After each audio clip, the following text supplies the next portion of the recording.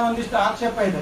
ನಾವು ಅವ್ರಿಗೆ ಮನೆಗೆ ಹೋಗಿ ಊಟ ಕೊಡ್ತೀವಿ, ತಿಂಡಿ ಕೊಡ್ತೀವಿ, ಬಟ್ಟೆ ಕೊಡ್ತೀವಿ, ಇದು ಕೊಡ್ತೀವಿ, ಇದೆಲ್ಲ ಆಗೋದಿಲ್ಲ. ಯಾಕಂದ್ರೆ ಬಟ್ಟೆ ಜೊತೆಗೆ ಊಟದ ಪಾತ್ರೆ ಜೊತೆಗೆ ಎಲ್ಲದರ ಜೊತೆಗೂ ಕೊರೋನಾ ಮನೆ ಮುಟ್ಟುತ್ತೆ. ನಮಗೆ ಬಹಳ ಮುಖ್ಯವಾಗಿ ಇಲ್ಲಿರುವಂತ 13 ಲಕ್ಷ ಜನರ ರಕ್ಷಣೆ ನಮಗೆ ಇಂಪಾರ್ಟೆಂಟ್. ಹೊರಗಿನವ್ರಿಗೆ ಏನು ಎಷ್ಟು ಟ್ರೀಟ್ಮೆಂಟ್ ಕೊಡಬೇಕು, ಏನ್ ವ್ಯವಸ್ಥೆ ಮಾಡಬೇಕು, ಆದ್ರೆ ಇಲ್ಲಿರೋ ಜನರಿಗೆ ಅದು ಹಬ್ಬಾರ್ದು ಅನ್ನೋದು ನಮಗೆ ಬಹಳ ಇಂಪಾರ್ಟೆಂಟ್. ಹಾಗಾಗಿ ಆ ನಿಟ್ಟಿನಲ್ಲಿ ಹೆಚ್ಚಿನ ಕಾಳಜಿಯನ್ನು ತೆಗೆದುಕೊಂಡಿದ್ವಿ. ಹಾಗಾಗಿ ಕೆಲವರೆಲ್ಲ ಅದು ತಪ್ಪು ಅನ್ನೋ ತರನು ಮಾತಾಡಿದ್ರೆ ನಾವು ಏನು ಮಾಡ್ಲಿಕ್ಕೆ ಆಗೋದಿಲ್ಲ.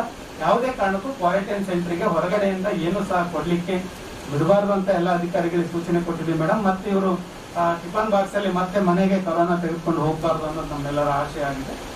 ಆ ನಿಟ್ಟಿನಲ್ಲಿ ಒಂದಿಷ್ಟು ಕೆಲಸಗಳನ್ನು ಮಾಡಿದ್ವಿ.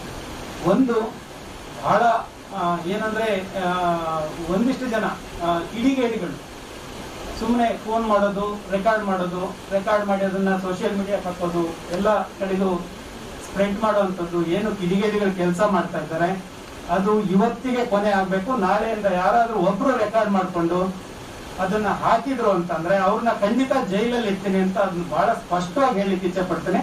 ಯಾಕೆಂದ್ರೆ ಜಾಸ್ತಿ ಆಗಿದೆ. ನಾನು ನೋಡಿದ್ದೇನೆ ಬಹಳಷ್ಟು ಜನ ಏನೋ ಬಾಂಬೆಯಲ್ಲಿ ಕುತ್ಕೊಂಡು ಡಾನ್ ತರ ಮಾತಾಡೋರ್ನ ನಾನು ನೋಡಿದ್ದೇನೆ. ಇದೆಲ್ಲ ನಡೆಯೋದಿಲ್ಲ. ಇಲ್ಲಿ ಜಿಲ್ಲಾಡಳಿತದ ಮುಂದೆ ಇದು ನಡೆಯೋದಿಲ್ಲ. ಅಂತವ್ ಯಾರಾದ್ರೂ ಕಿಡಿಗೇಡಿಗಳಿದ್ರೆ ಅವ್ರನ್ನ ಬಾಂಬೆಯಿಂದನೂ ಹೇಗೆ ಕರ್ಕೊಂಡ್ ಬರ್ಬೇಕಂತ ನಮಗೆ ಚೆನ್ನಾಗಿ ಗೊತ್ತಿದೆ. ಅಂತವ್ರನ್ನ ಬಿಡೋದಿಲ್ಲ. ಇದೊಂದು ಬಹಳ ಸ್ಪಷ್ಟ. ಇಲ್ಲಿರೋರು ಅಷ್ಟೇ, ಬೇಕು ಅಂತಾನೆ ಕಾಲ್ ಮಾಡೋದು, ಒಂದು ರೆಕಾರ್ಡ್ ಮಾಡ್ಕೊಳ್ಳೋದು, ಅದನ್ನ ವಾಟ್ಸಪ್ ಅಲ್ಲಿ ಹಾಕೋದು, ಫೇಸ್ಬುಕ್ ಅಲ್ಲಿ ಹಾಕೋದು, ಇವ್ರಿಗೊಬ್ರಿಗೆ ಗೊತ್ತಿದೆ ಅನ್ನೋ ತರ. ಇನ್ನು ಉಳಿದವರೆಲ್ಲ ಯಾರು ಏನು ಕೆಲಸ ಮಾಡ್ತಾ ಇಲ್ಲ ಅನ್ನೋ ತರ. ನಾವು 3 ತಿಂಗಳಿಂದ ಹಗಲು ರಾತ್ರಿ ಕೆಲಸ ಮಾಡಿದೀವಿ. ಅದು ನೆನ್ಪಿಡ್ಬೇಕು. ಯಾರ್ಯಾರು ಕಿಡಿಗೇಡಿಗಳಿದ್ದಾರೋ ಅವ್ರು ನೆನ್ಪಿಟ್ಕೋಬೇಕು.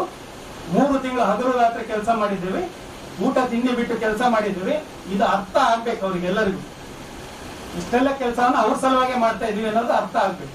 ಅದು ಬಿಟ್ಟು ಸುಮ್ಮನೆ DC ಬೈಯೋದು, AC ಬೈಯೋದು, SP ಬೈಯೋದು, MP ಬೈಯೋದು, MLA ಬೈಯೋದು, ಇದೆಲ್ಲ ಆಟಗಳು ನಡೆಯೋದಿಲ್ಲ. ಇದು ಬಹಳ ಸ್ಪಷ್ಟವಾಗಿ ಮೆಸೇಜ್ ಕೊಡ್ಬೇಕು ಅಂತಾನೆ ಹೇಳ್ತಾ ಇರೋವಂಥದ್ದು. ಮಾಧ್ಯಮ ಸ್ನೇಹಿತರಿದ್ರೆ ಇದನ್ನ ಬರೀರಿ. ಯಾವುದೇ ಕಾರಣಕ್ಕೂ ಇಂಥವ್ರು ಇದ್ರೆ ಅಂತವ್ರನ್ನ ಖಂಡಿತ ನಾಳೆಯಿಂದ ಜೈಲಲ್ಲಿ ಇಡ್ತಾರೆ. ಅವ್ರು ಎಷ್ಟು ದೊಡ್ಡ ಮನುಷ್ಯ ಆದ್ರೂ ಪರವಾಗಿಲ್ಲ, ಅವ್ರನ್ನ ಜೈಲಲ್ಲಿ ತಂದಿಡುವಂತ ಕೆಲಸವನ್ನ ಜಿಲ್ಲಾಡಳಿತ ಮಾಡ್ತಾರೆ.